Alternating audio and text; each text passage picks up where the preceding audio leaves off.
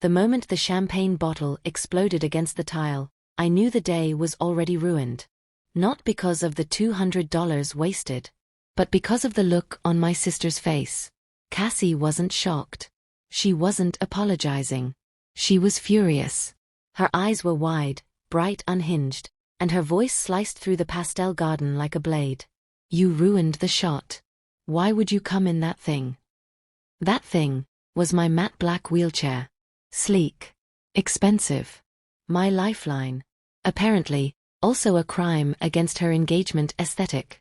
She stood there in her lace bridal dress looking like she'd been plucked out of a magazine, while staring at me like I'd shown up covered in mud. I opened my mouth to respond. I didn't even finish inhaling. Her hands slammed into my shoulders. Hard. My wheels skidded. The world flipped. Then, crash. I smashed straight into a towering champagne display. Glass detonated around me in a rain of crystal. Champagne drenched my dress. Blood began crawling down my arms in thin, stinging lines. My spine hit the cold tile, and my legs didn't move. But the part that cut deepest? Cassie didn't gasp. She didn't reach for me. She didn't even blink. She stared at her dress. Her dress. Someone screamed. But not for me. For the ruined setup. I lay there, bleeding, humiliated, unable to sit up, and surrounded by people pretending not to see what really happened. And then, a woman broke through the crowd and dropped to her knees beside me. Firm hands on my neck. Steady. Precise. Don't move, she said. That voice. I knew it instantly. Dr. Helena Kingsley. The groom's aunt. The neurosurgeon who had rebuilt my spine with 8 screws 2 years ago. Only this time, she wasn't stabilizing a patient. She was assessing a crime scene. The whispers floated around us. She fell. No, I think she slipped. Maybe it was an accident. Helena's tone cut through all of it. Cold. Controlled. Final. Call 911 and report an assault. Cassie's face drained to pure white. And right there, on the ground in a garden dressed for celebration, I watched the first crack in her perfect world split wide open. And it wasn't stopping. Cassie froze on the stone patio, her silk gown rippling like it was trying to escape her body. For the first time, she didn't look like the glowing bride she'd curated herself to be. She looked like a child caught doing something monstrous. Helena didn't give her a second to recover. Cassiopeia Rivers, she said, not loud, but sharp enough to slice the air. You shoved your sister. I saw it. Others saw it. This was no accident. It was assault. A wave of gasps rippled across the garden. Conversations died mid-breath. Even the string quartet stopped playing, the violinist lowering her bow like she'd just witnessed a murder. Cassie blinked and snapped out of her trance. No.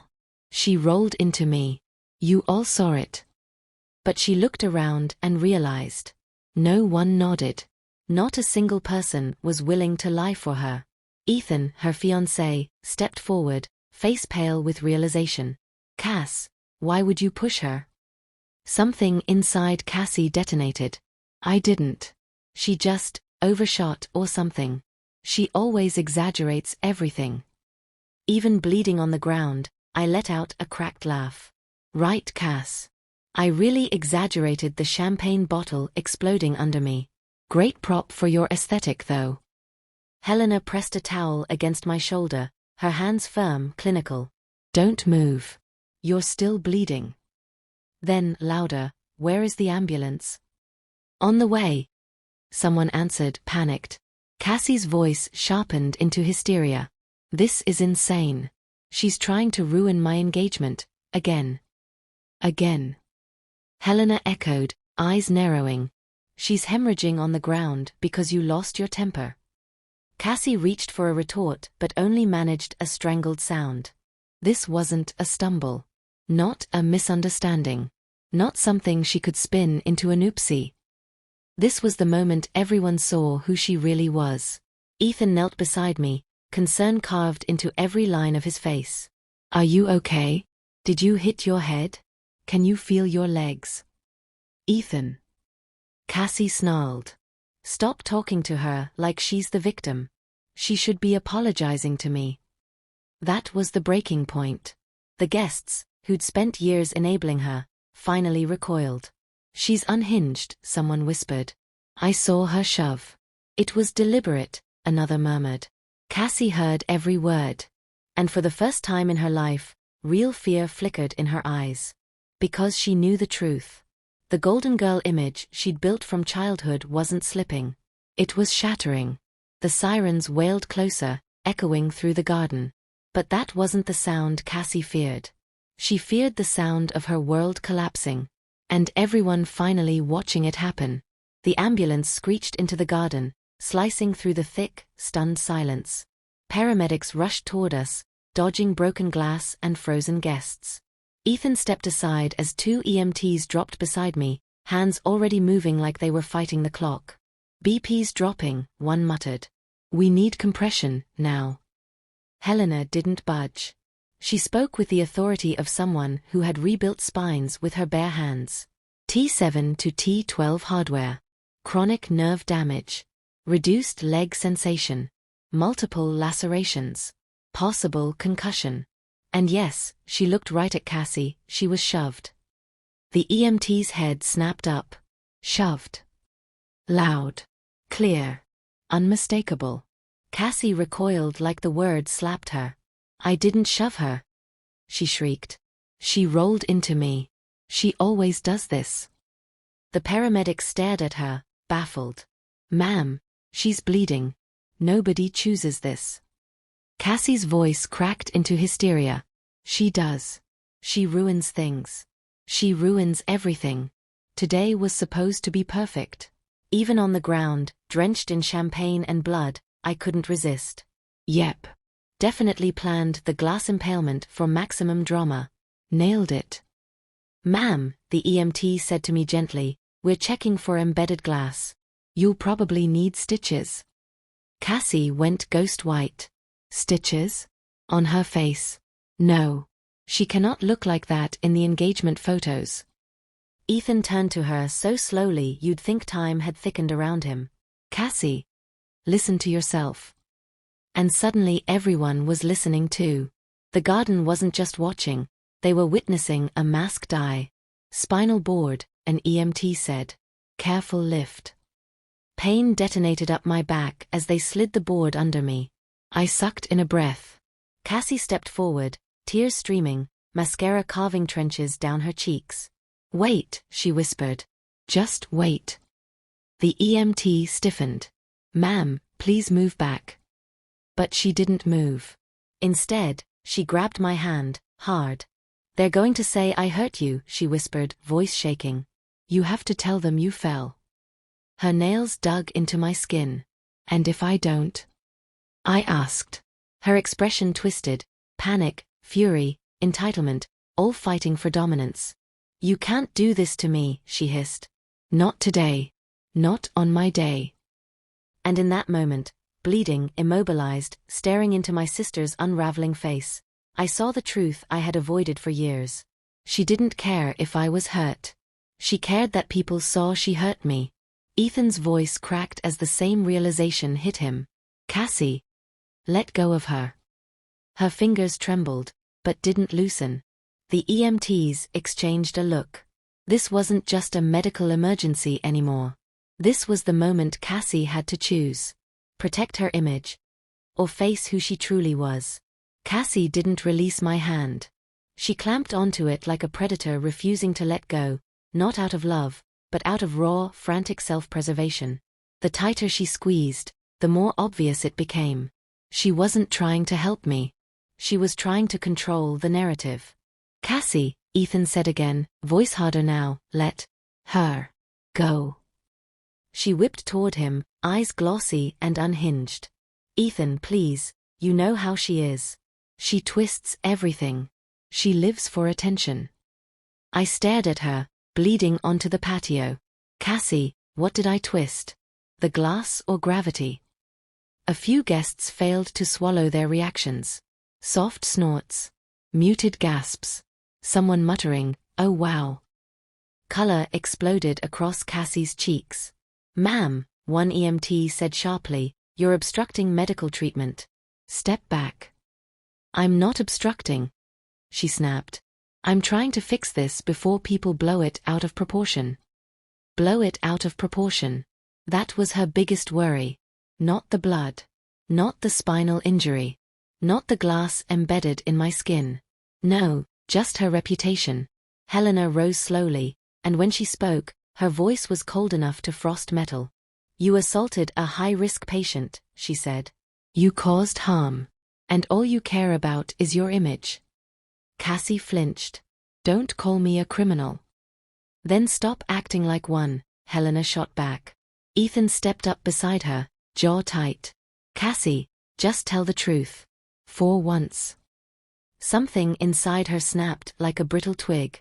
She rounded on him, voice sharp and desperate. Oh, so now you're taking her side? You think she's a victim? She's pathetic, Ethan. Fragile and dramatic and always ruining everything. Cassie, he whispered, horrified, stop.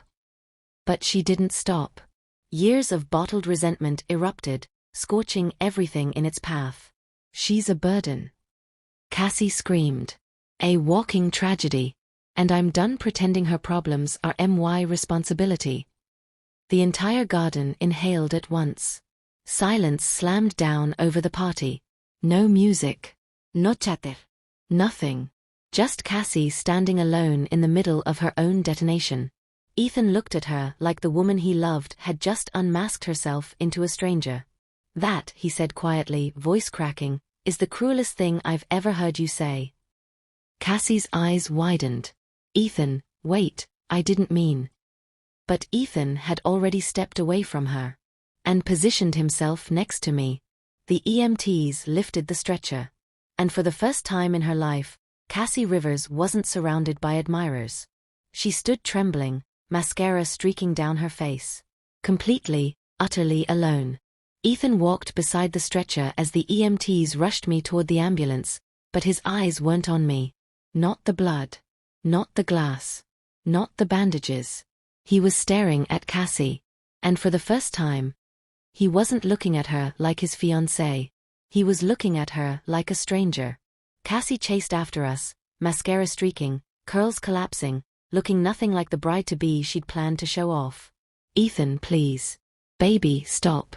You're taking this the wrong way. I was overwhelmed, okay? It was an accident. I nearly snorted. Accident. Sure. And I'm the Queen of England. Ethan stopped. Slowly. The kind of slow that tells you someone's heart just changed shape. Cassie, he said, voice low, I need to ask you something. She lunged for his arm. Ask me anything, just don't let them take her yet. I can explain. He gently removed her hand. And that tiny gesture said more than a speech ever could. Did you shove your sister? The world froze. Cassie did too. Just 1 second. One breath. One tiny pause. But everyone saw it, everyone. Her eyes darted, searching for a story she hadn't pre-planned. Ethan. Sweetheart. She bumped into me. Her chair rolled. You know how unsteady it is. I didn't push her. Cassie. His voice dropped. Did you shove her? Her face snapped into sharp edges. Why are you interrogating me? Why do you always assume I'm the villain? Helena folded her arms. Because we saw you, she said, calm but lethal. Cassie's head whipped toward her. You stay out of this. You've hated me from the start.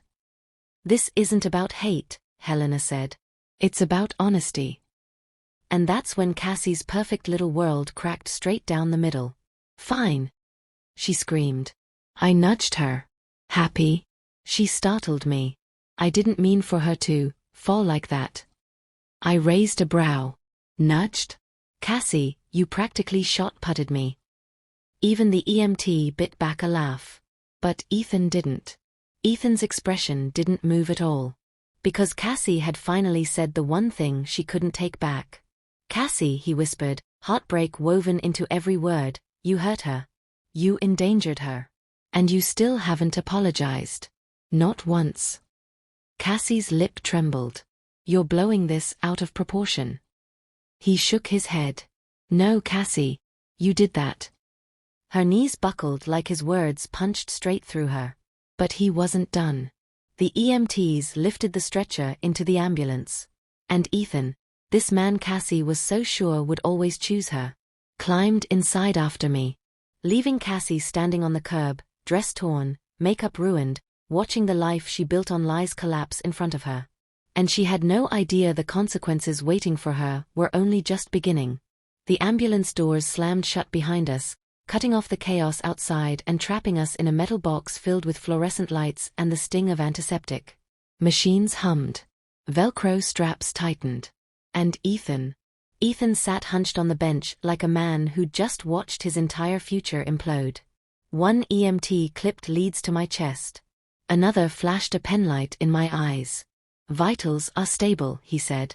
We'll deal with the glass at the ER. But Ethan didn't move. Didn't blink. Didn't breathe right. His eyes were locked on me like he was apologizing with every breath. I'm so sorry, he finally said, voice falling apart. I should have stepped in a long time ago. You did, I murmured. That's what counts. But he shook his head hard. No. I let her talk down to you. I let her treat you like you were disposable. His fingers dug into his knees. I didn't want to admit it. I didn't want to see who she really was. I exhaled softly. Love blinds us. He looked up, eyes clear, sharp, awake. Not anymore. The EMTs shared that quick, quiet glance again. The oh damn, this is bigger than a fall kind of glance. Ethan leaned forward, closer to me, lowering his voice like he was about to say something that could rewrite the entire day. I need to tell you something before we reach the hospital. My heart skipped. Not from the pain meds. Okay, tell me. He inhaled slowly. Last week, I brought up a prenup. Not because of money. Just gut instinct. Something felt off. Oh. No wonder Cassie had been vibrating with rage all week. What did she say? Ethan let out a humorless laugh. She accused me of planning to abandon her. Called me pathetic for wanting protection. And then she said, his jaw clenched. She said I should be grateful she even picked me. The EMT next to him mumbled under his breath, dodged a bullet, man. Despite everything, I snorted, and immediately regretted it when pain shot down my back. Yep. That's Cassie. But I convinced myself she was stressed. That wedding pressure was getting to her. He shook his head. I was making excuses for someone who didn't deserve them. He looked at me. Really looked at me. And then, like he was dropping a grenade, he said it. I'm not marrying her. Silence. Actual silence. Even the monitor hesitated, like it needed a second to process that level of shock. Ethan. I whispered. He didn't waver. She shoved you. She humiliated you. She blamed you. And she showed me exactly who she is. His voice was steady now. Steel. I refuse to build my life with someone like that. The ambulance hit a bump. But the only thing dropping was the reality that Cassie, queen of theatrics, destroyer of glass towers, sworn worshipper of her own ego, was about to face a heartbreak so loud it would shake the entire wedding. And for the first time today, I wasn't the one who needed saving. The ER doors burst open with a blast of cold, sterile light as the EMTs rolled me inside. Everything smelled like antiseptic and urgency. Ethan followed close, jaw clenched, eyes forward, like a man who'd already stepped out of one life and into another. And then, Ethan. Cassie's scream ripped through the hospital like a fire alarm. She came sprinting toward the entrance, hair falling out of its perfect curls, dress dragging on the ground, mascara smeared like war paint. She didn't look like a bride anymore. She looked like a breakdown wearing heels. A nurse tried to block her path. Ma'am, you need to slow down. I'm not slowing down, she shrieked. I'm talking to my fiancé. The nurse blinked. Your fiancé? Ethan didn't even bother hiding the exhaustion. Cassie, go home. Cassie stopped dead. Her face contorted in disbelief. Go home? Ethan, I'm your bride. I should be here. No, Ethan said, calm, quiet, deadly final. Not anymore. Her entire body seized. You don't get to say that. You don't end an engagement because she jabbed a shaking finger at me, couldn't go one day without stealing attention. Helena stormed in behind us like a thunderclap. Cassie, your sister is in the ER because of you. Cassie spun around, wild-eyed. Stop calling her a victim. She loves this. Everyone fussing over her. The wheelchair, the surgeries, the pity. See. Ethan's voice boomed across the entire lobby. Even the nurses froze. He stepped forward, every word sharp enough to cut glass. I saw you shove her. I watched you scream at the EMTs. I heard you call your sister a burden while she was bleeding on the ground. Cassie staggered back, breath hitching. I can't marry someone who treats people like that, Ethan finished. Her lips trembled. Her voice dropped to a ghostly whisper. You can't leave me. I already did. Something inside her snapped, audibly, visibly. Cassie let out a sound no one in that ER would ever forget. Half sob, half animal snarl. No, Ethan. We are getting married. Security started moving in. Cassie noticed. And then, in one flash of pure desperation, she lunged for my stretcher. Not to say sorry. Not to check on me. But to drag the narrative back under her control, kicking and screaming. You're not taking him from me. She shrieked. Everything exploded at once. Nurses grabbing her arms, security pulling her back, Ethan shouting her name, alarms echoing through the lobby. Because Cassie Rivers wasn't just losing her wedding. She was losing the version of herself she'd spent her whole life pretending to be. Chaos swallowed the ER corridor the second Cassie lunged. Security intercepted her mid-stride, catching her arms before she could reach me. She thrashed wildly, her voice ricocheting down the hall like broken glass. Let me go. She's ruining everything. The nurse pushing my stretcher jerked back in fear. Ethan moved beside me instantly, his presence like a shield, his outrage simmering just beneath the surface. Cassie, stop. He barked. But Cassie wasn't listening to anyone. Not him, not the guards restraining her, not even her own common sense. She writhed like someone fighting off an invisible demon, her hair sticking to her face, her breath ragged. She did this. Cassie shrieked. She wants you. She's always wanted you, ever since we were kids. Helena stepped forward, hands balled at her sides. Cassie, look at yourself. This isn't about her. This is about you. Cassie twisted her neck toward her mother, eyes blazing with betrayal. Oh, so now you're taking her side too? You never take mine. Why is she always your favorite? Helena's face cracked. Guilt, grief, exhaustion blending all at once. No one is choosing sides. But what you did today. What I did. Cassie barked out a laugh so sharp it felt like a slap. I have been planning this wedding for a year. A year, Mom. And she jabbed her finger toward me again.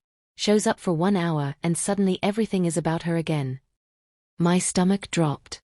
I opened my mouth, but Ethan spoke first, calm, but with a force that made everyone fall still. This isn't about a wedding, he said. This is about how you treated someone who did nothing to you. I saw the whole thing, Cassie. You pushed her. Cassie froze mid-breath. Her expression shifted, first denial, then realization, then something darker. You're protecting her, she whispered. I'm protecting what's right, Ethan replied. Her knees buckled for a moment, and the guards steadied her. The hallway dimmed with the heavy silence that followed. Then Cassie's voice cracked, not loud, not violent but small. Frighteningly small. I can't lose you, she said, staring at Ethan with hollow eyes. If I lose you, I have nothing. The sentence hung there, trembling. Ethan swallowed hard. Cassie, you don't need me. You need help. Those words splintered something inside her. She jerked from the guards again, not violently this time, but with desperation, like someone drowning and grabbing at anything that floated. No, I'm fine. infine. I just need him. I need the wedding. Her breath hitched. I don't know who I am without it. For the first time, her rage looked less like anger, and more like fear. Security finally began escorting her away, her sobs echoing through the sterile corridor until they faded into the distance. Ethan let out a breath he'd been holding for minutes. And for the first time since the nightmare began, the ER fell silent. But the truth? The real storm was only beginning. The ER settled into an eerie calm after Cassie was escorted out. The earlier chaos felt like a storm that had rolled through and left only debris behind. Once the nurses finished flushing the cuts, plucking out embedded shards, and stitching what needed stitching, they moved me into a quiet observation room. The pain medication softened the sharp edges of everything, but it couldn't blur the memory of Cassie's rage. Ethan sat near the window, hunched forward, hands clasped so tightly his knuckles were white. His gaze was fixed somewhere far beyond the parking lot, as if he were waiting for something he secretly hoped wouldn't appear. "You don't need to stay on my account," I said softly. His head turned. "I'm not going anywhere." "I have company," I replied, gesturing toward Helena. She smiled knowingly. "He gets this from his father. Try convincing him to move an inch." Ethan let out a long breath. I feel like what happened is on me somehow." My chest tightened. Ethan, no. Cassie chose her actions. You didn't push her hand. Helena nodded. People reveal themselves in moments of pressure. She revealed more than she intended. Before Ethan could respond, a nurse peeked into the room. "You have a visitor." Ethan instantly tensed. "Tell me it's not Cassie." "It's not," the nurse assured him. "Security is keeping her off this floor entirely." "Good," Helena muttered. The nurse stepped aside, and in walked a woman whose presence seemed to reset the atmosphere. Not Cassie's mother. Ethan's. Lydia Morgan carried herself with the kind of quiet authority that could halt an argument mid-sentence. The moment her eyes landed on me, the polished composure in her face cracked into genuine concern. "Oh, sweetheart," she said, approaching the bedside with gentle steps. "What a terrible ordeal. I'm so sorry." She skimmed her gaze over the bandages, her expression tightening. "I brought you a few things," she added, setting a small bag at my side. "To make tonight a little easier." Then she turned to Ethan. "And you," she said quietly, "how are you holding up?" Ethan swallowed. "I ended it. The engagement." Lydia's response was immediate. "Good." Ethan blinked. "You agree?" "I do," she said, squeezing his shoulder. "Someone who can turn on her own sister like that has no business walking into our family." The words hit him hard, like he'd been waiting for someone to validate what his heart already knew. Then Lydia faced me again. Her eyes, normally warm, held something sharper. Determined. "You've carried more than anyone your age should," she said softly. "And what happened today, it won't be brushed aside." A chill swept through me. "What are you saying?" Lydia took a slow breath, as though preparing to open a door she'd kept closed for too long. "What Cassie did today isn't the first time she's crossed a line," she said. "And she hasn't only hurt you." The room seemed to freeze. "Not the first time. Not only me." My pulse thudded in my ears as Lydia's expression hardened with a grim truth. "I didn't come here to offer sympathy," she said. "I came because you deserve to know the damage she's done, and what she's been hiding for years."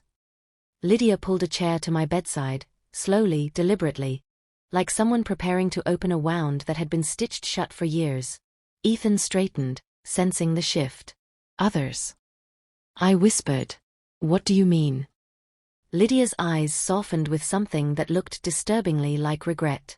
"Cassie has always been unpredictable. But what happened today? It wasn't a first offense. It was just the first one she couldn't hide."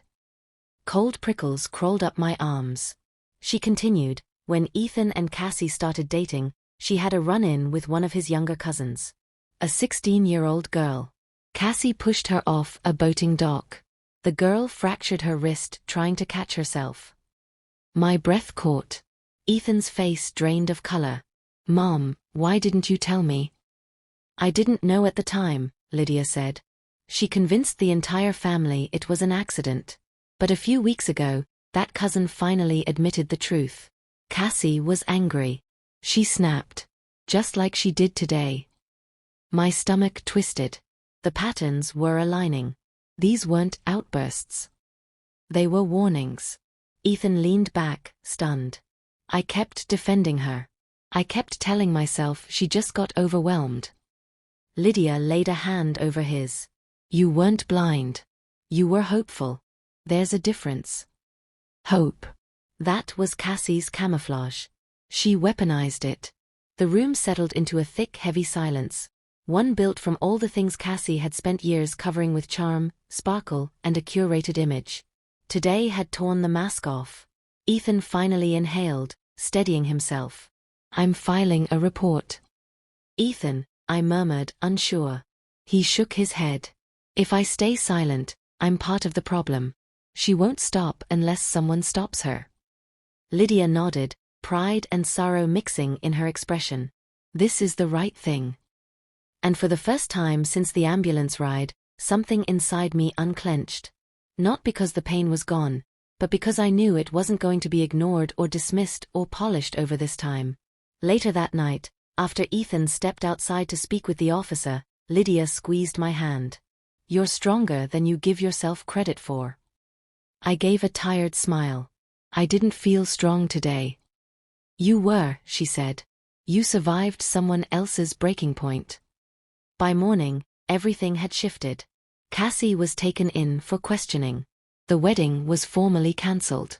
Her meltdown, caught on half a dozen phones, had already spread online. Her perfect, pristine world was unraveling. But I didn't feel victorious. I felt released. Cassie's collapse wasn't my success. My survival was. When the nurse opened the blinds, sunlight washed over my bandages, warm, calm, final. It didn't feel like an ending. It felt like freedom.